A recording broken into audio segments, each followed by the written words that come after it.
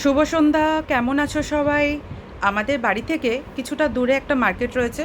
মার্কেটটার নাম হচ্ছে Nerul station market.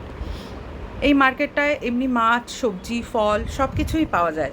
তা ভাবলাম একটুখানি যাই, গিয়ে একটু মাছ নিয়ে আসি। এখানে এই যে শাকসবজি পাওয়া যাচ্ছে, সমস্ত অনেক রকমেরই শাক এখানে পাওয়া যায় এবং তাজা ফ্রেশ শাক পাওয়া যায়। শাকগুলো সবগুলোই 20 টাকা করে এক এক আঁটি বলছিল। তারপরে ধীরে ধীরে মাছের দিকে এগিয়ে যেতে থাকলাম। ওই ওই দিন ঠিকমতো ভালো কিছু মাছ ছিল না। বলল ওই দিন কোনো কারণে ওদের গাড়ি আসতে পারেনি, যার জন্য ভালো মাছ কিছু, তেমন একটা কিছু ভালো মাছ নেই। তো আমি তাও জিজ্ঞেস করলাম যে কি কি মাছ আছে। মেনলি এই দোকানটা থেকেই আমরা মাছ নিই, চেনা জানা দোকান হয়ে গেছে, যার জন্য সব সময় ওরা ভালো মাছটা হলেই আমাদের দেয়। তা চিংড়ি ছিল, মোরলা ছিল, কাতলা ছিল, আর ভেটকি ছিল। সেরকম অন্য কিছু আর কিছু ছিল না। আর চিংড়ি নেওয়ার জন্য বলছিল, কিন্তু কয়েকদিন ধরেই চিংড়ি খাওয়া হচ্ছে বলে এখন আর চিংড়িটা নিলাম না। তাই একটা পছন্দ করে একটা কাতলা মাছ উঠিয়ে নিলাম।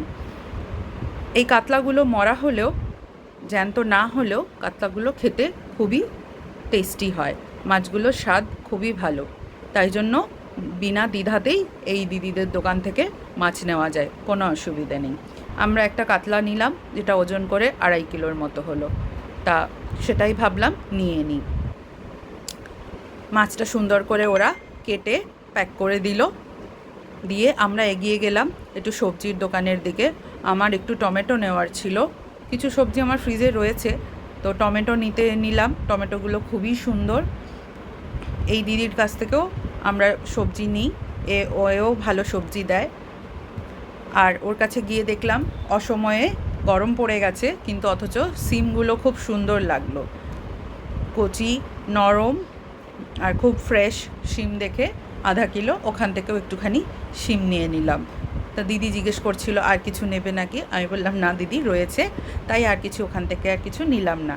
একটু এগিয়ে চলো, তোমাদের আরও একটু কিছু দেখাই। মার্কেটটা ছোট হলেও অনেক কিছু জিনিসই এখানে পাওয়া যায়।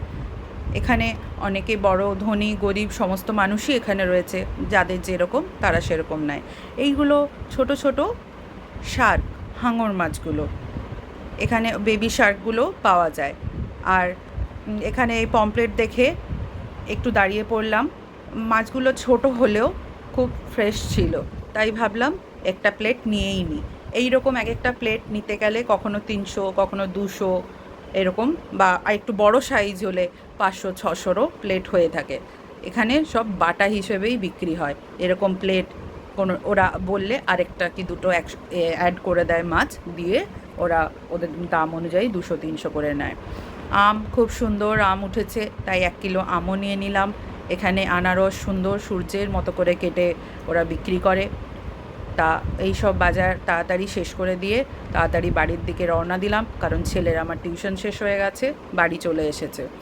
বাড়ি ফিরে এসেই আগে মাছগুলোকে সুইমিং করাতে নামিয়ে দিলাম, ঝর্নার তলায় দিয়ে দিলাম যে তোরা একটু ভালো করে স্নান করে নে। ওরা একটু ভালো করে স্নান করতে থাকলো, আমি ভালো করে ঘষে ধুয়ে নিলাম। এমনিই দিদি ভালো সব পরিষ্কার করে দিয়েছিল, তারপরেও আমি আরেকটু ভালো করে ধুয়ে নিলাম। ধুয়ে লবণ মালিশ করে দিয়ে ওদেরকে কৌটোয় করে তুলে জলটা ঝরিয়ে ফ্রিজে তুলে রাখবো। সেইভাবেই কাতলা মাছটাকেও সুইমিং করাতে নামিয়ে দিলাম। কাতলায় কি সুন্দর ডিম হয়েছে দেখো। এই মাছের ডিম খেতে আমাদের সবারই খুব ভালো লাগে। মাছটাকেও আমি লবণ মাসাজ করে দিয়ে জল ঝরিয়ে ফ্রিজে তুলে রাখবো।